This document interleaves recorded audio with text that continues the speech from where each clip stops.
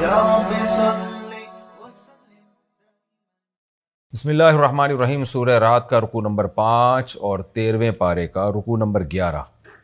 یہ میں انشاءاللہ آج سٹارٹ کروں گا. سب سے پہلے لفظی ترجمہ مختصر گرامر کے ساتھ، پھر انشاءاللہ اس کی تفسیر ہوگی.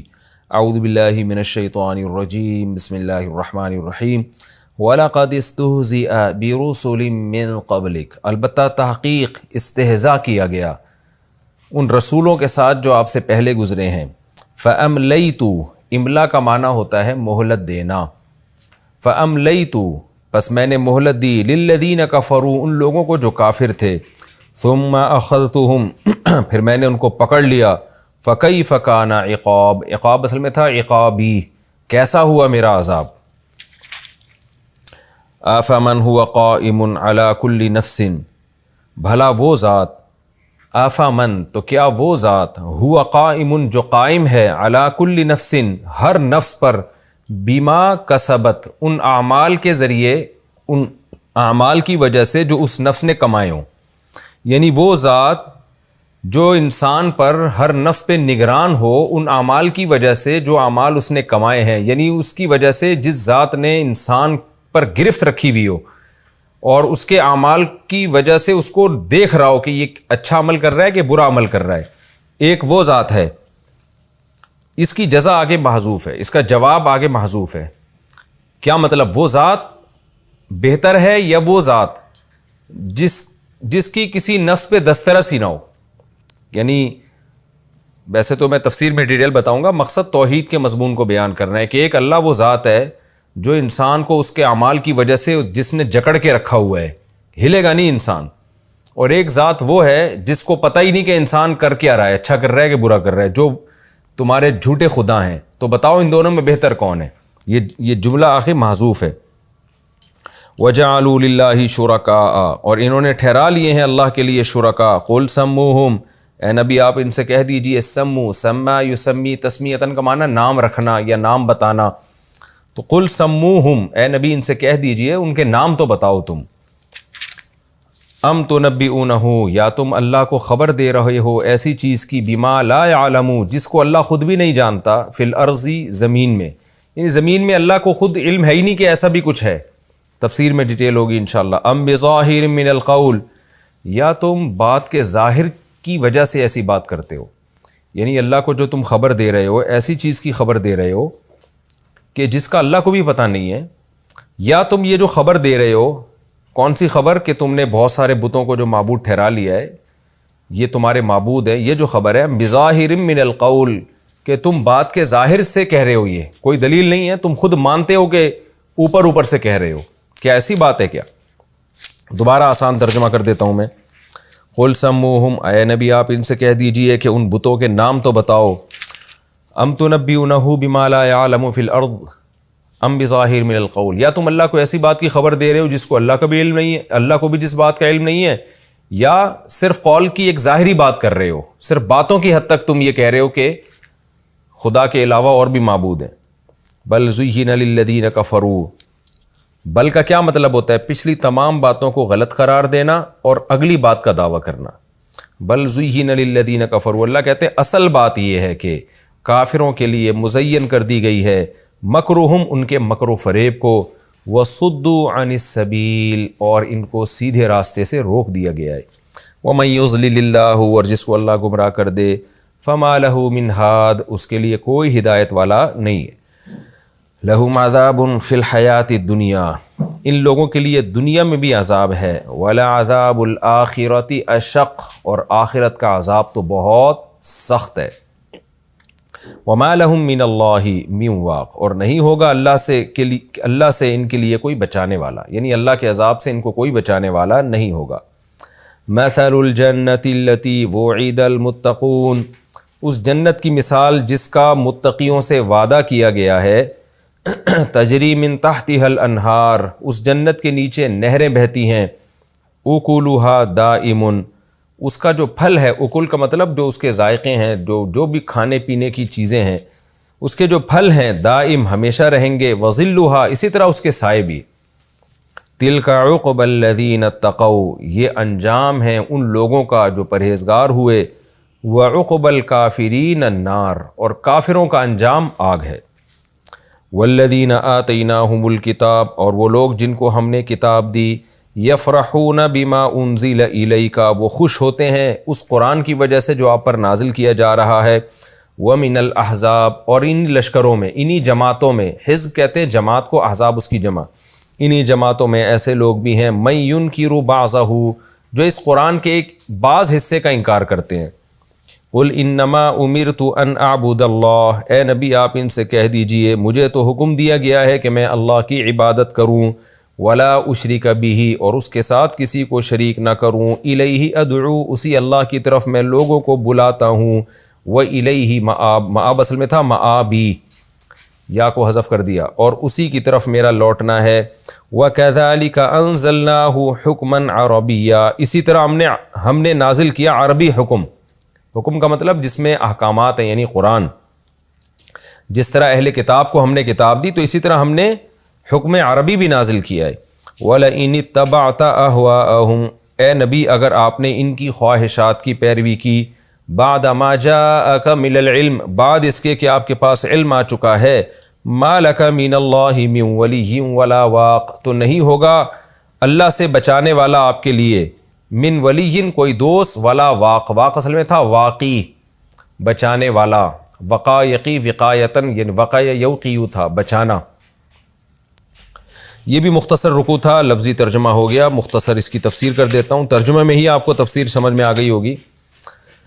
وَلَقَدْ اسْتُهْزِئَ بِرُسُلٍ مِّن قَبْلِكَ فَأَمْلَيْتُ لِلَّذِينَ كَفَرُوا، اے نبی یہ لوگ آپ کا مذاق اڑاتے ہیں اور ایسے ایسے مطالبے کرتے ہیں کہ آپ یہ بتائیں کہ قرآن سے مردے بات کرنا شروع کر دیں، یہ کر دیں وہ کر دیں، تو آپ پریشان مت ہوں، آپ سے پہلے بھی پیغمبروں کا مذاق اڑایا گیا تھا، میں نے کافروں کو مہلت دی، کبھی ایسا نہیں ہوا کہ انہوں نے مذاق اڑایا اور کافروں پر فوراً عذاب آ گیا، تو میں نے مہلت دی ہمیشہ سے۔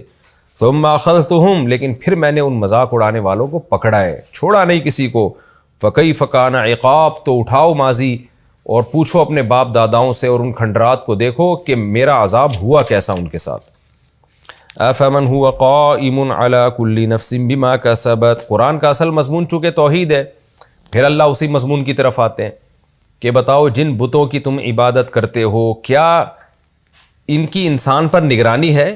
کیا یہ انسان کے اعمال کو دیکھ رہے ہیں؟ معبود ہونے کے لیے تو ایک بڑی شرط یہ ہے کہ اس کو آپ کے اعمال کا تو پتہ ہو، اس کا علم تو کامل ہو۔ تو اللہ فرماتے ہیں ایک ذات تو وہ ہے جو اللہ کی ہے، هو قائم علی کل نفس بما کسبت، وہ تو ہر نفس پہ نگران ہے، اس کے عمل کو دیکھ رہا ہے۔ اور ایک تمہارے معبود ہیں جو بند کمرے میں ہوں تو بند کمرے میں ہی ہیں، جہاں بٹھا کے چلے جاؤ قیامت تک وہیں رہیں گے، ان کو تمہارے اعمال کی خبر نہیں ہے، تو تم ان کو خوش کیسے کرو گے؟ معبود جس کو خوش کیا جاتا ہے عبادت کر کے، اس کو پتہ تو ہوگا آپ کیا کر رہے ہیں، اچھا عمل کریں گے وہ ثواب دے گا آپ کو، برا عمل کریں گے وہ سزا دے گا، لیکن اس کو علم تو ہو، تو یہ علم تو اللہ کے پاس ہے۔ اس کے باوجود قرآن کہتا ہے وَجَعَلُوا لِلَّهِ شُرَكَاءَ، وہ خدا جو ہر نفس پر کی نگرانی کر رہا ہے اس خدا کے ساتھ انہوں نے شریک ٹھہرا لیے ہیں۔ قُلْ سَمُّوهُمْ، اے نبی ان سے کہہ دیجئے ذرا ان کے نام تو بتاؤ ہمیں، وہ کون ہیں؟ اصل میں انہوں نے تو نام رکھے ہوئے تھے، لات، عزا، منات، لیکن یہاں نام کا مطلب یہ ہے کہ ان کی صفات بتاؤ۔ جیسے ہم کہتے ہیں نا کہ یار ایک شخص نے دعویٰ کیا کہ میں یہ پہاڑ کو یہاں سے وہاں ہلا کے دکھاؤں گا، آپ کو پتہ ہے یہ جھوٹا دعویٰ کر رہا ہے، تو آپ کہتے ہیں یار مجھے اس کو بندے کا نام تو بتاؤ، وہ کون ہے بھائی، ہمارے سامنے تو لے کر آؤ وہ۔ تو یہ محاورے کے طور پہ کہا جاتا ہے ذرا اس بندے کا ہمیں بھی تو نام بتاؤ، تو مطلب یہ نہیں ہوتا کہ ان کا نام آپ بتانا شروع کر دیں، مطلب یہ کہ ایسا کوئی بھی نہیں کر سکتا۔ تو اللہ بھی فرماتے ہیں کہ تم نے جن کو اللہ کے ساتھ شریک ٹھہرا لیا ذرا ہمیں ان کے نام تو بتاؤ، ہم بھی تو سنیں کون اتنا پاورفل ہے جو اللہ جیسا ہو سکتا ہے۔ اور اگر نام نہیں بتا سکتے اس کا تو پھر ام تنبئونہ بما لا یعلم فی الارض، کیا تم اللہ کو ایسی بات بتا رہے ہو کہ جس کا اللہ کو بھی علم نہیں ہے؟ کیا مطلب تم جب یہ دعویٰ کرتے ہو نا کہ یہ بھی معبود ہیں، ان کے پاس بھی اختیارات ہیں، تو ایسی چیز کا دعویٰ کر رہے ہو جس کا اللہ کو بھی علم نہیں ہے۔ اور اللہ کو علم کیوں نہیں ہے؟ اس لیے کہ یہ علم دنیا میں ہے ہی نہیں، یعنی اللہ کے علم میں جو بات ہے وہ تو یہ ہے کہ یہ عبادت کے قابل نہیں ہے، اور تم اللہ کو ایسی بات بتا رہے ہو جو اللہ کے علم میں نہیں ہے، کیونکہ اللہ کا علم تو صحیح ہوگا نا، غلط بات کا تھوڑی اللہ علم رکھے گا۔ ام بظاہر من القول، یا تم ہوائی باتیں کرتے ہو، صرف اوپر اوپر سے کہتے ہو کہ یہ شریک ہیں جن کی ہم نے عبادت کرنی ہے. تو دونوں باتیں غلط ہیں. بغیر دلیل کے بات کرنا بھی غلط, اور اللہ کے سامنے ایسی چیز کا دعویٰ کرنا جس کا اللہ کوئی پتہ نہ ہو تو تم اللہ سے بھی آگے نکل رہے ہو, تو یہ بھی غلط. پھر صحیح کیا ہے؟ اللہ نے آگے صحیح بات بتائی. بل زُیِّنَ لِلَّذِینَ کَفَرُوا, بلکہ بات اصل میں یہ ہے کہ کافروں کے لیے مزین کر دیا گیا ہے مکرہم, ان کا مکر و فریب, اپنے باپ دادا کی اندھی تقلید. اس میں یہ شرک کرتے ہیں, شرک چھوڑیں گے تو خاندان بائیکاٹ کرے گا, تو اپنے دنیاوی مفاد کی وجہ سے ان کی اس برائی کو شیطان نے ان کے سامنے مزین کر دیا ہے, ایک گندے عمل کو اچھا بنا کے پیش کیا ہے, جس کا نتیجہ کیا نکلا؟ وَصُدُّوا عَنِ السَّبِيلِ, اور سیدھے راستے سے ان کو روک دیا گیا ہے. وَمَن يُضْلِلِ اللَّهُ فَمَا لَهُ مِنْ هَادٍ, واقعی جس کو اللہ گمراہ کر دے اس کو کوئی ہدایت نہیں دے سکتا. تو چونکہ یہ ہٹ دھرم ہے اس لیے اللہ نے ان کے دلوں پر مہر لگا دی. انجام کیا ہوگا؟ لَهُمْ عَذَابٌ فِي الْحَيَاةِ الدُّنْيَا, دنیا میں بھی ان کو عذاب ملے گا. وہ عذاب کیا ہے کہ حدیثوں سے یہ بات ثابت ہے کہ مسلم پر جب کوئی مصیبت آتی ہے تو چونکہ وہ صبر کرتا ہے وہ مصیبت رحمت بن جاتی ہے. غیر مسلم پر جب کوئی مصیبت آتی ہے تو اس مصیبت کے بدلے میں اس کو ثواب نہیں ملتا. تو جو بھی غیر مسلم پر مصیبت آئے گی وہ ایک قسم کا اللہ کا عذاب ہی ہوگا, الا یہ کہ اس مصیبت کی وجہ سے اس کو توبہ کی توفیق مل جائے. تو اللہ فرماتے ہیں دنیا میں بھی مصیبتیں ہیں, وَلَعَذَابُ الْآخِرَةِ أَشَقُّ, اور آخرت کا عذاب تو دنیا سے بہت زیادہ سخت ہے. وَمَا لَهُم مِّنَ اللَّهِ مِن وَاقٍ, اور اللہ سے ان کو کوئی بچانے والا نہیں ہوگا. یہ تو نافرمانوں کا عذاب. قرآن کی عادت ہے جہاں نافرمانوں کی سزا کا اللہ تذکرہ کرتے ہیں وہیں نیک لوگوں کے لیے بشارتیں بھی شروع ہو جاتی ہیں. نیک لوگوں کا کیا ہوگا؟ مثل الجنت التی وعید المتقون, اس جنت کی مثال جس کا متقیوں سے وعدہ کیا گیا ہے. تجری من تحتها الانہار, اس کی مثال ایسے جیسے کسی باغ کے نیچے نہریں بہتی ہوں, اس کے نیچے نہریں بہتی ہوں گی. اکلھا دائم, اس کا پھل ہمیشہ رہے گا. وظلھا, اور جنت کے سائے بھی ہمیشہ رہیں گے. دیکھیں جنت میں دھوپ نہیں ہوگی, جب دھوپ نہیں ہوگی تو سایہ بھی نہیں ہوگا. تو یہ مجازن سایہ کہا گیا ہے جنت کی ٹھنڈک کو, کہ وہاں جو ایک ٹھنڈک ہوگی, معتدل موسم ہوگا, وہ ہمیشہ ہوگا, جیسے کہ سائے میں انسان کو راحت ملتی ہے. تلک عقبی الذین اتقوا, یہ انجام ہوگا ان لوگوں کا جنہوں نے تقوی اختیار کیا. وعقبی الکافرین النار, اور کافروں کا انجام آگ ہے. والذین آتیناہم الکتاب یفرحون بما انزل الیک, اللہ نے توحید پر ایک عقلی دلیل دی نا پہلے, کہ اللہ تو ہر چیز پر نگہبان ہے, تمہارے معبود کیا کر رہے ہیں. آگے اللہ ایک نقلی دلیل بھی دے رہے ہیں. نقل کا مطلب, نقلی سے یہ اردو والا نقلی نہیں ہے, نقل کا مطلب پچھلی آسمانی کتابوں سے, کہ اللہ فرماتے ہیں یہود و نصارہ جن کو ہم نے تورات اور انجیل دی, ان میں کتنے لوگ ایمان لے کر آ رہے ہیں.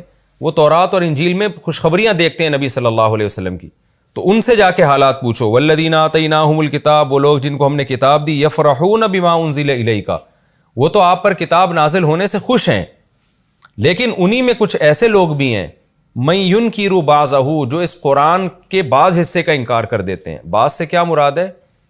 قرآن کی کچھ آیتیں ایسی ہیں جو تورات اور انجیل کے احکامات کے تورات اور انجیل میں الگ حکم ہے, قرآن میں الگ حکم ہے. تو اہل کتاب میں ایک گروپ وہ تھا جو کہتا تھا کہ یہ قرآن درست ہے, لیکن کچھ احکامات اس کے صحیح نہیں ہیں, کیونکہ تورات اور انجیل کے خلاف جا رہے ہیں وہ احکام. حالانکہ اصولی طور پر مسئلہ یہ تھا کہ اللہ تعالیٰ نے کچھ احکام یہودیوں کو تورات میں دیے, پھر زمانے کے بدلنے سے انجیل میں ان کو تبدیل کر دیا, پھر قرآن میں بھی ان کو تبدیل کر دیا. وہ فروعی احکام تھے. عقیدے تورات, انجیل اور قرآن کے سیم ہیں, جیسے کہ آگے آ رہا ہے. تو اہل کتاب پر رد کیا جا رہا ہے کہ وہ اہل کتاب جو اس کے بعض حصے کا انکار کرتے ہیں فروعی مسائل کی وجہ سے, وہ غلطی پر ہیں. کیوں؟ آگے قرآن کہتا ہے قل انما امرت, اے نبی آپ ان سے کہہ دیجئے مجھے یہ حکم دیا گیا ان اعبد اللہ, کہ میں اللہ کی عبادت کروں, ولا اشرک بہ, اور اس کے ساتھ شریک نہ کروں. اس مضمون میں تو تورات اور انجیل اور قرآن سیم ہے. باقی فروعی مسائل میں تو زمانے کے لحاظ سے تبدیلی ہو سکتی ہے, وہ تو پھر انجیل والوں کو چاہیے تورات کا بھی انکار کریں. تو یعنی قرآن نے ان اہل کتاب کا تذکرہ کیا جو قرآن پر ایمان لاتے ہیں. ظاہر ہے وہ اہل کتاب جو ایمان نہیں لائے ان کا تو تذکرہ نہیں ہو رہا, ان کا تذکرہ کیا جن کو جو ایمان لے کر آتے ہیں. پھر ان میں دو جماعتوں کا اللہ نے ذکر کیا. کچھ تو ہے جو پورے مسلمان ہو گئے, کچھ کہتے ہیں بھائی یہ پوری کتاب کو ہم نہیں مانتے, لیکن قرآن کے بعض حصے کا انکار پوری کتاب ہی کا انکار ہے اللہ کی نظر میں. تو ان کا جواب دیا جا رہا ہے کہ اے نبی آپ ان سے کہہ دیجئے کہ مجھے یہ حکم دیا گیا ہے کہ میں اللہ کی عبادت کروں اور اس کے ساتھ کسی کو شریک نہ کروں. تو یہ مضمون تو تورات اور انجیل اور قرآن کا سیم ہے, تو تم کیسے قرآن کے بعض حصے کا انکار کر رہے ہو؟ فروعی مسائل کا انکار کرتے ہو, وہ تو پھر ہر زمانے کے لحاظ سے تبدیل ہوتے ہیں. الیہ ادعو, میں اسی اللہ ہی کی طرف لوگوں کو بلاتا ہوں اور اسی کی طرف مجھے لوٹ کر جانا ہے. تو اس سے یہ بھی پتہ چلا کہ توحید کے ساتھ تورات اور انجیل اور قرآن کا اتفاق اس پر بھی ہے کہ میدان حشر قائم ہوگا, ہم سب نے اللہ کی طرف لوٹ کر جانا ہے. وَكَذَلِكَ أَنزَلْنَاهُ حُكْمًا عَرَبِيًّا, اس طرح ہم نے اس عربی حکم کو نازل کیا, آرڈرز کو نازل کیا عربی میں. جیسے ہم نے تورات اور انجیل کو نازل کیا نا, تو ہم نے قرآن بھی اسی طرح ہم نے نازل کیا ہے. وَلَئِنِ اتَّبَعْتَ أَهْوَاءَهُمْ, اور اے نبی اگر آپ نے ان کی خواہشات کو فالو کیا. وہ خواہشات کیا تھیں؟ بعض اہل کتاب کہتے تھے آپ قرآن میں کچھ تبدیلی کر لیں جو بالکل انجیل اور تورات کے مطابق بنا دیں تو پھر ہم اس پر بھی ایمان لے آئیں گے. تو قرآن کہہ رہا نا نا نا نا نا, اے نبی اگر آپ نے ان کی خواہشات کی اتباع کی, بعد ما جاءک من العلم, بعد اس کے کہ آپ کے پاس علم آ چکا ہے, ما لک من اللہ من ولی ولا واق, تو اے نبی آپ کے لیے نہ کوئی اللہ کی طرف سے دوست ہوگا جو آپ کی مدد کرے اور نہ کوئی واقعی سے ہے یہ نا بچانے والا. یہ بھی ہمارا رکوع کمپلیٹ ہو گیا. مختصر اور آسان تفسیر تھی اس کی. ہم اب اگلے رکوع کی طرف چلتے ہیں. سورہ رعد کا رکوع نمبر 6 اور 13ویں پارے کا رکوع نمبر 12. مختصر لفظی ترجمہ, مختصر گرامر, پھر انشاءاللہ اس کے بعد اس کی تفسیر ہوگی. ہم لفظی ترجمے کی طرف چلتے ہیں. بسم اللہ الرحمن الرحیم. وَلَقَدْ أَرْسَلْنَا, البتہ تحقیق ہم نے بھیجا, رُسُلًا بہت سے پیغمبروں کو, من قبلک آپ سے پہلے, وَجَعَلْنَا لَهُمْ اور بنایا ہم نے ان کے لیے, ازواجاً بیویاں بھی, وذریہ اور اولادیں بھی, ذریت نسل کو کہتے ہیں. وَمَا كَانَ لِرَسُولٍ اور نہیں ہے شان کسی رسول کی, کسی رسول کے یہ مناسب نہیں ہے, رسول میں یہ طاقت ہی نہیں ہے, ان یأتی بآیۃ کہ وہ لے آئے کوئی نشانی, الا بإذن اللہ مگر اللہ کے حکم سے. لکل اجل کتاب, ہر اجل کے لیے, ہر وقت کے لیے ایک کتاب ہے. لکل اجل کتاب, ہر اجل کہتے ہیں وقت کو, ٹائم کو, ہر وقت کے لیے ایک کتاب ہے یعنی حکم ہے. تفسیر میں اس کی ڈیٹیل انشاءاللہ آئے گی.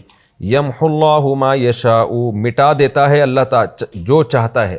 محا یمحو کا معنی مٹانا, اللہ جو چاہتا ہے مٹا دیتا ہے. ویثبت اور جس چیز کو چاہتا ہے ثابت رکھتا ہے, قائم رکھتا ہے. وَعِندَهُ ام الکتاب اور اسی کے پاس ہے اصل کتاب. ام الکتاب کا مطلب اصل کتاب یعنی لوح محفوظ. وَإِمَّا نُرِيَنَّكَ, وَإِمَّا کا مطلب ان کا معنی اگر, ما زائد ہے, نُرِيَنَّكَ نوری ہم دکھائیں گے, نون تاکید کے لیے. وَإِمَّا نُرِيَنَّكَ اور اگر ہم دکھا دیں آپ کو, بعض الذی نعدہم بعض اس چیز کا جس کا ہم ان سے وعدہ کرتے ہیں, یعنی کفار سے جس عذاب کا ہم وعدہ کرتے ہیں, تو اے نبی اگر ہم آپ کو اس کا کچھ حصہ دکھا دیں, او نتوفینک یا ہم آپ کو وفات دے دیں. توفا یا توفا کا معنی بار بار یہ لفظ آ چکا ہے نا, وفات دینا. اگر ہم آپ کو وفات دے دیں, فإنما علیک البلاغ تو بے شک آپ کے ذمے تو صرف پہنچانا ہے. وعلینا الحساب اور ہمارے ذمے حساب ہے. یعنی اگر ہم آپ کو کچھ عذاب دکھا بھی دیں یا ہم آپ کو وفات دے کے اپنے پاس بلا لیں تو آپ کے ذمے صرف پہنچانا اور ہمارے ذمے حساب. تفسیر میں اس کی ڈیٹیل بتاؤں گا انشاءاللہ. اولم یروا کیا یہ لوگ دیکھتے نہیں ہیں, انا نأتی الارض کہ بے شک ہم زمین کے پاس آتے ہیں. کیسے آتے ہیں؟ ننقصها, نقص ینقص کا معنی کمی کرنا, کہ ہم اس زمین میں کمی کر رہے ہیں, من اطرافها اس کی اطراف سے. طرف کنارے کو کہتے ہیں اطرافها, طرف کنارہ, اطراف بہت سارے کنارے. ہم زمین کے کناروں سے زمین کی طرف آ کے اس میں کمی کر رہے ہیں. یہاں مطلب یہ نہیں ہے کہ ہم زمین کے پاس آتے ہیں. جب آپ کوئی کام کا ارادہ کرتے ہیں نا تو اس میں بھی یوں تعبیر کیا جاتا ہے کہ میں وہاں گیا اور میں نے یہ کام کیا. تو مطلب یہ نہیں کہ اللہ تعالیٰ زمین کے پاس آئے, یعنی ہم زمین کے پاس آئے اس طور پر آئے کہ ہم نے زمین کے کناروں میں کمی کر دی. لفظی ترجمہ اس کا یہ ہوگا, یعنی ہم نے زمین میں کمی کر دی, یہاں آ کے ہم نے یہ کام کر دیا. تو یہ لفظی معنی نہیں اس کا مراد ہوتا کہ اللہ زمین کے پاس آیا اور پھر کمی کر دی. اب رہا مسئلہ کمی سے کیا مراد ہے, یہ میں تفسیر میں بتاؤں گا انشاءاللہ. واللہ یحکم، اور اللہ فیصلہ کرتا ہے، لا معقب لحکمہ، اس کے حکم کا کوئی معقب نہیں ہے۔ معقب کہتے ہیں پیچھے آنے والا، یعنی کوئی ایسا نہیں ہے جو اس کے پیچھے آ کر اس کے حکم کو کینسل کر دے۔ تو اس لیے اس کا ہم یوں بھی ترجمہ کر سکتے ہیں کہ اس کے حکم کو کوئی تبدیل نہیں کر سکتا۔ وَهُوَ سَرِيعُ الْحِسَاب، اور وہ بہت جلد حساب لینے والا ہے۔ وَقَدْ مَكَرَ الَّذِينَ مِن قَبْلِهِمْ، اور تحقیق تدبیریں کی ہیں آپ سے پہلے لوگوں نے بھی۔ فَلِلَّهِ الْمَكْرُ جَمِيعًا، تو اصل تمام کی تمام تدبیر اللہ ہی کے لیے ہے، یعنی جو تدبیر کارگر ہونے والی ہے نا، وہ وہی تدبیر ہے جو اللہ کرے گا۔ یعلم ما تکسب کل نفس، اللہ جانتا ہے ہر نفس جو کچھ کما رہا ہے۔ وسیعلم الکفار، اور عنقریب کفار جان لیں گے، لمن عقبی الدار، کون ہے جس کے لیے اچھا ٹھکانہ ہے۔ کفار کو بھی پتہ چل جائے گا کہ اچھا انجام کس کا ہوا ہے۔ وَيَقُولُ الَّذِينَ كَفَرُوا لَسْتَ مُرْسَلًا، اور وہ لوگ جو کافر ہیں کہتے ہیں لست مرسلا، لیست کا معنی نہیں ہونا، لست کا معنی آپ نہیں ہیں، مرسلن بھیجے ہوئے، آپ بھیجے ہوئے پیغمبر نہیں ہیں۔ قل کفا باللہ، آپ کہہ دیجئے اللہ کافی ہے، شہیدن گواہ ہونے کے اعتبار سے، بینی و بینکم، میرے اور تمہارے درمیان، اللہ گواہ ہے ہم میرے اور تمہارے درمیان، اور یہ گواہی میرے لیے کافی ہے، وہ جانتا ہے کہ میں پیغمبر ہوں۔ اور کون گواہی دیتا ہے؟ ومن عندہ، اور وہ لوگ بھی، علم الکتاب، جن کے پاس کتاب کا علم ہے، یعنی تورات اور انجیل کا علم ہے، ان کی گواہی میرے لیے کافی ہے۔ یہ لفظی ترجمہ بھی ہو گیا ہمارا، اور سورہ رعد ہماری جو ہے اس رکوع کے بعد مکمل ہو جائے گی، پھر اس کے بعد ہم اگلی سورت شروع کریں گے۔ اس کی بھی مختصر تفسیر ہے، میں آپ کے سامنے پیش کر دیتا ہوں۔ ترجمے میں ہی تقریباً تفسیر ہو گئی ہے۔ سورہ رعد کا 12واں چھٹا رکوع یعنی آخری رکوع، اور 13ویں پارے کا 12واں رکوع۔ وَلَقَدْ أَرْسَلْنَا رُسُلًا مِّن قَبْلِكَ وَجَعَلْنَا لَهُمْ أَزْوَاجًا وَذُرِّيَّةً، یہ لوگ نشانیاں مانگتے ہیں نا، تو اللہ نے فرمایا کہ ہم نے آپ سے پہلے بھی پیغمبر بھیجے، اور ہم نے ان کے لیے بھی بیویاں بھی بنائیں اور اولادیں بھی بنائیں، یعنی پیغمبر ہمیشہ بشر ہی کی صورت میں آتے ہیں، ان کی نکاح بھی ہوتے ہیں، ان کی اولادیں بھی ہوتی ہیں۔ تو یہ جو دعویٰ کہ پیغمبر کوئی الگ سے کوئی مخلوق ہو، ایسا کبھی بھی نہیں ہوتا۔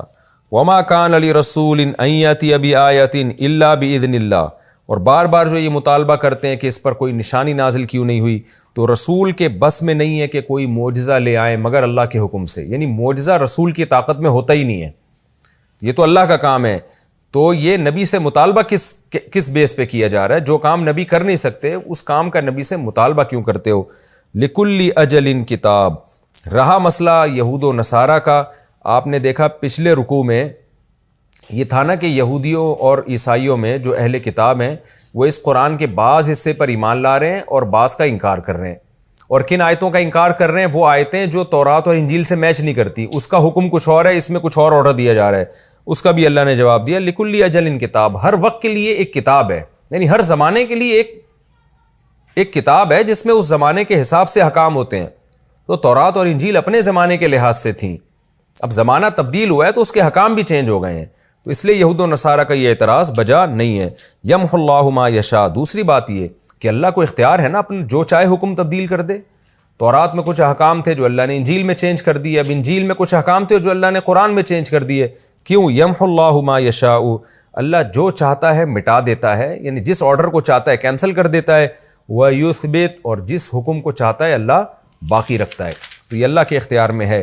وَعِندَهُ أُمُّ الْكِتَابِ، اور اللہ کے پاس اصل کتاب ہے جس کو لوح محفوظ کہا جاتا ہے۔ یعنی یہ جو چینجنگ بھی ہو رہی ہے یہ ایسا ہی نہیں ہو رہی ہے کہ بس افراتفری میں یوں چلو اس حکم کو نکال دو، یہ والا لے آؤ، یہ حکم تورات میں تھا اس کو انجیل میں بدل دو، بس انجیل میں تھا تو اب تورات میں بدل دو، ایسا ہی نہیں ہو رہا، بلکہ اللہ کے پاس ایک لوح محفوظ ہے، اس میں ہر چیز مرتب طریقے سے لکھی ہوئی ہے، اس کے حساب سے یہ چینجنگ ہوگی۔ اس میں پہلے سے اللہ نے لکھا ہوا تھا کہ تورات میں یہ احکام ہوں گے، انجیل میں یہ ہوں گے، جب قرآن آئے گا تو زمانہ چینج ہو چکا ہوگا، تو اس میں بھی پھر شروع میں یہ احکام ہوں گے، پھر مزید تبدیلی زمانے میں آئے گی تو قرآن کے بھی ان احکام کو اللہ قرآن ہی میں چینج کر دے گا، تو یہ سب چیزیں پہلے سے طے شدہ ہیں۔ تو ایسا نہیں ہے کہ تم اللہ کو مشورے دو کو کیا صحیح ہے اور کیا غلط۔ آگے اللہ فرماتے ہیں وَإِمَّا نُرِيَنَّكَ بَعْضَ الَّذِي نَعِدُهُمْ أَوْ نَتَوَفَّيَنَّكَ، رہا مسئلہ اس کا کہ پچھلی آیتوں میں تھا نا کہ یہ چاہتے ہیں کہ وَيَسْتَعْجِلُونَكَ بِالسَّيِّئَةِ قَبْلَ الْحَسَنَةِ، یہ پچھلے سے پچھلے رکوع میں گزرا ہے کہ یہ عذاب میں جلدی مچاتے ہیں. تو عذاب آتا نہیں تھا تو نبی صلی اللہ علیہ وسلم بھی پریشان ہوتے تھے. تو اللہ نے فرمایا کہ اے نبی آپ کیوں پریشان ہوتے ہیں؟ اگر ہم جس عذاب کا ان سے وعدہ کر رہے ہیں اِمَّا نُرِيَنَّكَ بَعْضَ الَّذِي نَعِدُهُمْ، اس میں سے کچھ حصہ ہم آپ کو دکھا بھی دیں، أَوْ نَتَوَفَّيَنَّكَ، یا ہم آپ کو موت دے دیں، تو آپ کی ذمہ داری تو پوری ہو جائے گی نا. یعنی دو کاموں میں سے ایک کام ہوگا. آپ ان کو تبلیغ کر رہے ہیں، نتیجہ کیا نکلے گا؟ یا تو آپ کی وفات ہو جائے گی اور عذاب نہیں آئے گا. تو جب آپ کی وفات ہو جائے گی تو اللہ آپ کو انعام دے گا تبلیغ کی، آپ کی ذمہ داری پوری ہو جائے گی. اور اگر وفات نہیں ہوتی، عذاب آ جاتا ہے، تو بھی آپ کی پیش گوئی پوری ہو جائے گی. اور مشرکین کے حق میں جو آپ نے پیش گوئیاں کی ہیں اور وہ جو آپ کو بار بار عار دلا رہے ہیں، آپ کو رسوا کرنے کی کوشش کر رہے ہیں کہ کہاں ہے عذاب، کہاں ہے عذاب، تو اس میں مشرکین رسوا ہو جائیں گے الٹا. تو دونوں صورتوں میں آپ کی خیر ہے، لہذا آپ اس کی فکر میں مت رہیں کہ عذاب کیوں نہیں آتا. تو ہماری مرضی، یا تو ہم آپ کو عذاب کا کچھ حصہ دنیا میں دکھا دیں گے ان مشرکین پر کیسے عذاب آتا ہے، یا ہم آپ کو وفات دے کے اپنے پاس بلا لیں گے. دونوں میں آپ کی خیر ہے. لہذا فإنما علیک البلاغ، آپ کا کام ہے ہمارا پیغام پہنچا دینا، وعلینا الحساب، حساب ہمارا کام ہے، وہ اے نبی آپ کا کام نہیں ہے. آپ پیغام پہنچاتے رہیں، ان کا حساب اگر نہیں ہوتا تو وہ ٹینشن آپ نے نہیں لینی ہے، وہ ہمارے ذمے ہے. اولم یروا انا ناتی الارض، اللہ نے آگے فرمایا کہ ایک عذاب تو ان پر آ رہا ہے، وہ تو ان کو نظر آنا چاہیے. وہ کیا ہے؟ کہ زمین ان کے ہاتھوں سے نکلتی جا رہی ہے. روز بروز جتنی بھی یہ اسلام کی مخالفت کر رہے ہیں، زمین ان کے حق میں کم ہوتی چلی جا رہی ہے، جانبین سے سمٹتی چلی جا رہی ہے. تو کیسے سمٹ رہی ہے؟ کہ زمین سے مراد ہے وہ زمین جس پر مشرکین کی حکومت ہے اور غیر مسلموں کی حکومت ہے. تو روز بروز اسلام دنیا میں پھیلتا چلا جا رہا ہے، روز بروز لوگ مسلمان ہو رہے ہیں. تو ہم کیا کر رہے ہیں؟ زمین کے پاس آ کے اس کو سمیٹ کے ان کے حق میں کم کرتے چلے جا رہے ہیں. تو آہستہ آہستہ زمین سمٹتے سمٹتے نتیجہ کیا نکل رہا ہے؟ یہ روز بروز ان کی تعداد کم ہو رہی ہے اور اہل اسلام کی تعداد بڑھ رہی ہے. تو یہ ایک عذاب جو یہ تو دیکھ رہے ہیں اپنی آنکھوں سے. تو اولم یروا، یہ لوگ دیکھتے نہیں ہیں، انا ناتی الارض ننقصها، کہ ہم زمین کے پاس آ رہے ہیں. کیسے آ رہے ہیں؟ اس کی صورت یہ ہے کہ ننقصها من اطرافها، زمین کو چاروں طرف سے ان کے حق میں کم کرتے چلے جا رہے ہیں. تو یہاں زمین سے مراد جزیرہ عرب کی زمین ہے، کہ جزیرہ عرب کی زمین ان مشرکین پر تنگ ہو رہی ہے، سمٹ رہی ہے. جیسے کوئی شخص بڑے محل میں رہتا ہو اور بالآخر اس کے سب لوگ اس کے باغی ہوتے چلے جائیں، سلطنت کے باغی ہوتے چلے جائیں، تو لوگ کیا کہیں گے؟ یہ ملک مجھ پہ آہستہ آہستہ تنگ ہو رہا ہے، آہستہ آہستہ میرے ہاتھ سے نکلتا چلا جا رہا ہے. تو یہ مطلب ہے. واللہ یحکم، اور اللہ فیصلہ کرتا ہے، لا معقب لحکمہ، اس کے فیصلے میں کوئی تبدیلی نہیں کر سکتا. تو اللہ نے فیصلہ کر لیا ہے کہ زمین ان کے ہاتھ سے نکل جائے گی، سمٹتی چلی جائے گی، اور اللہ کا یہ فیصلہ کبھی بھی تبدیل نہیں ہوگا. واللہ سریع وہو سریع الحساب، اور وہ بہت جلد حساب بھی لینے والا ہے. یہ تو دنیا میں ہے، اصل حساب تو آخرت میں ہے، وہ بھی اللہ لے گا. رہا مسئلہ ان کی بری تدبیروں کا کہ یہ تو بہت زبردست سازشیں کر رہے ہیں، تو اللہ فرماتے ہیں اے نبی آپ گھبرائیے نہیں. وقد مکر الذین من قبلہم، تحقیق ان سے پہلے لوگوں نے بھی بڑے مکر و فریب کیے ہیں. فللہ المکر جمیعا، تو اصل تدبیر تو اللہ کی ہے، ساری کی ساری تدبیر. اصل تدبیر کا مالک تو اللہ ہے، تو اللہ کے مقابلے میں تھوڑی کسی کی تدبیر چل سکتی ہے. یعلم ما تکسب کل نفس، وہ تو جانتا ہے ہر نفس کیا کر رہا ہے. وسیعلم الکفار، اور ان قریب کافر لوگ بھی جان جائیں گے. لمن عقبی الدار، کہ انجام کس کا اچھا ہے، انجام کے لحاظ سے جو رزلٹ ہے وہ کس کے حق میں آنے والا ہے اللہ تو جانتا ہی ہے، یہ ان کو بھی پتہ چل جائے گا. وَيَقُولُ الَّذِينَ كَفَرُوا لَسْتَ مُرْسَلًا، اب آخری آیت کو اللہ نے نبی کی رسالت پہ ختم کیا ہے کہ کافر لوگ یہ کہتے ہیں اے نبی، اے محمد صلی اللہ علیہ وسلم آپ رسول نہیں ہو. اللہ نے دو گواہیاں دی، ایک اپنی کہ دیکھو میں آسمان سے کتاب نازل کر رہا ہوں، میں بار بار گواہی دے رہا ہوں، میں نے تورات میں بھی گواہی دی، انجیل میں بھی، ایک گواہ تو میں ہوں. تو قل اے نبی آپ ان سے کہہ دیجئے کفا باللہ، اللہ کافی ہے، شہیدم بینی و بینکم، میرے اور تمہارے درمیان گواہ ہونے میں اللہ کافی ہے. اب یہ اللہ کی شہادتیں جو تورات اور انجیل میں ہیں وہ اہل کتاب علماء کو پتہ ہیں، تو اللہ کہتے ہیں ان سے بھی جا کے پوچھو. ومن عندہ، اور وہ لوگ بھی گواہ ہیں علم الکتاب، جن کے پاس الکتاب یعنی کتاب کا علم ہے، یعنی آسمانی کتابوں کا علم ہے. تو ان کے علماء بھی تمہیں گواہی دیں گے۔ تو یہ ہماری سورت سورہ رات ختم ہو گئی اور الحمدللہ کمپلیٹ ہوئی۔ مختصر سورت تھی اور اس کے مضامین بہت بیسک مضامین تھے قرآن کے، توحید، آخرت، جنت، جہنم۔ میں نے بتایا مکی صورتوں کے زیادہ تر مضامین اسی طرح کے ہیں۔ اب ہم اگلی سورت شروع کرتے ہیں کیونکہ وقت ہمارا ابھی باقی ہے۔ تو اب ہم سورت شروع کرتے ہیں جی سورہ ابراہیم۔ سورہ ابراہیم کا رکوع نمبر 1 اور 13ویں پارے کا رکوع نمبر 13۔ تو حسب معمول اس رکوع کا مختصر لفظی ترجمہ ہوگا، پھر اگر وقت بچا تو انشاءاللہ ہم اس کی تفسیر بھی شروع کریں گے۔ اعوذ باللہ من الشیطان الرجیم، بسم اللہ الرحمن الرحیم۔ الف لام را کتاب انزلناہ، یہ ایک کتاب ہے جس کو ہم نے نازل کیا الیک آپ کی طرف، لتخرج الناس تاکہ اے نبی آپ لوگوں کو نکال دیں، من الظلمات الی النور اندھیروں سے روشنی کی طرف، باذن ربہم ان کے رب کے حکم سے، ان کے رب کے حکم سے آپ ان کو اندھیروں سے روشنی کی طرف نکالیں۔ اور وہ اندھیروں سے روشنی کی طرف نکلنا کیا ہے؟ الی صراط العزیز، اس زبردست غالب بادشاہ کا راستہ، الحمید جو قابل تعریف ہے، تو اس راستے کی طرف آپ ان کو نکالیں۔ اللہ الذی، وہ اللہ ہے، الذی وہ ذات ہے، لہو ما فی السماوات و ما فی الارض جو کچھ آسمانوں میں اور جو کچھ زمین میں ہے اسی کا ہے، وویل للذین کفروا اور تباہی بربادی ہے، وویل للکافرین تباہی بربادی ہے کافروں کے لیے۔ کس چیز سے تباہی ہے؟ من عذاب شدید، شدید عذاب سے، یعنی شدید عذاب ہوگا، اس کی تباہی ہے ان کے لیے۔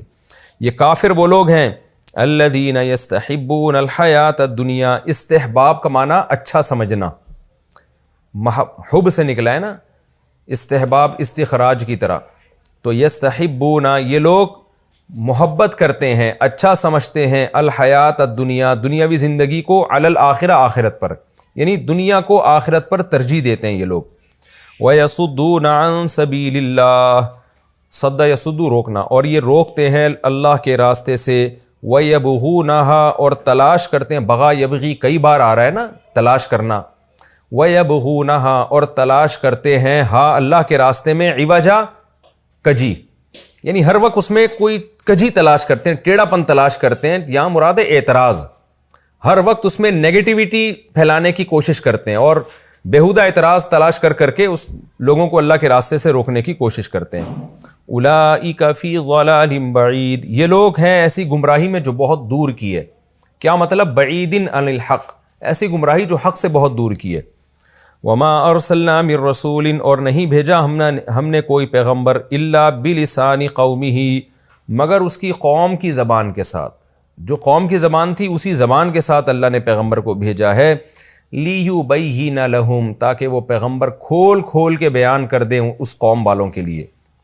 فیضل اللہ من یشاء پھر اس کے بعد اللہ چاہتا ہے گمراہ کر دیتا ہے جس کو چاہے، ویہدی من یشاء اور جس کو چاہتا ہے ہدایت دے دیتا ہے، وہو العزیز وہ زبردست غالب ہے، الحکیم حکمت والا ہے۔ وَلَقَدْ أَرْسَلْنَا مُوسَىٰ بِآيَاتِنَا البتہ تحقیق ہم نے بھیجا موسیٰ کو اپنی نشانیوں کے ساتھ۔ کیا کہہ کے بھیجا؟ ان اخرج قومک کہ اے موسیٰ نکال اپنی قوم کو، من الظلمات الی النور اندھیروں سے روشنی کی طرف، وذکرہم اور یاد دلا ان کو، ذکر یذکر تذکیرا یاد دلانا، اور یاد دلا ان کو بایام اللہ اللہ کے ایام۔ اللہ کے ایام کا مطلب اللہ نے جو پچھلی قوموں کے ساتھ معاملات کیے ہیں ان واقعات کو ایام اللہ کہا جاتا ہے۔ تو پچھلے واقعات سے ان کو یاد دلا کہ قوم عاد کے ساتھ کیا ہوا، قوم سمود کے ساتھ کیا ہوا۔ ان فی ذلک لآیات بے شک اس بات میں بڑی بڑی نشانیاں ہیں، لکل صبار شکور ہر اس شخص کے لیے جو خوب صبر کرتا ہے اور خوب شکر ادا کرتا ہے۔ وَإِذْ قَالَ مُوسَىٰ لِقَوْمِهِ اس وقت کو بھی یاد کرو جب موسیٰ نے اپنی قوم سے کہا، اذکروا نعمت اللہ علیکم یاد کرو اللہ کی نعمت جو تمہارے اوپر ہے، اذ انجاکم من آل فرعون جب اللہ نے تمہیں نجات دی فرعونیوں سے، فرعون والوں سے، یسومونکم سام یسومو کا معنی چکھانا، یسومونا وہ چکھاتا تھا، تم کو سوء العذاب برا عذاب، وَيُذَبِّحُونَ أَبْنَاءَكُمْ اور ذبح کر ڈالتا تھا تمہارے بیٹوں کو، وَيَسْتَحْيُونَ نِسَاءَكُمْ اور زندہ چھوڑتا تھا تمہاری عورتوں کو۔ استحیا کا معنی حیات طلب کرنا، یعنی زندگی طلب کرنا، زندگی چاہتا تھا تمہاری عورتوں کی تاکہ ان کو غلام بنائے۔ وفی ذالکم اور اس بات میں بلاء بہت بڑی آزمائش تھی، ان بڑی آزمائش کا ترجمہ میں تنوین سے کر رہا ہوں، بہت بڑی آزمائش تھی، من ربکم تمہارے رب کی طرف سے، عظیم بہت بڑی، یعنی آزمائش تھی تمہارے، تنوین میں بھی بڑی کا معنی ہے اور عظیم میں بھی، تو اور اس بات میں تمہارے رب کی طرف سے بہت ہی بڑی آزمائش تھی۔ یہ جی اس رکوع کا ہو گیا لفظی ترجمہ۔ تو اب وقت ہمارا چونکہ بہت ہی مختصر 2-3 منٹ باقی رہ گئے ہیں، تو میرا خیال ہے ہم اس کو اگلے ایپیسوڈ میں ہی شروع کر دیں گے، لیکن اس کی تفسیر ہے مختصر، مگر شاید 2-3 منٹ میں نہ ہو سکے، آدھی ہو، تو اگلے ایپیسوڈ میں اس کو ہم یہیں ختم کرتے ہیں۔ تو اگلے ایپیسوڈ میں انشاءاللہ میں سورہ ابراہیم کا پہلا رکوع اور 13ویں پارے کا رکوع نمبر 13، اس کی انشاءاللہ میں تفسیر شروع کروں گا، ترجمہ اس کا ہو چکا ہے۔ اللہ تعالی ہمیں سمجھنے کی اور عمل کرنے کی توفیق عطا فرمائے۔ وما علینا الا البلاغ۔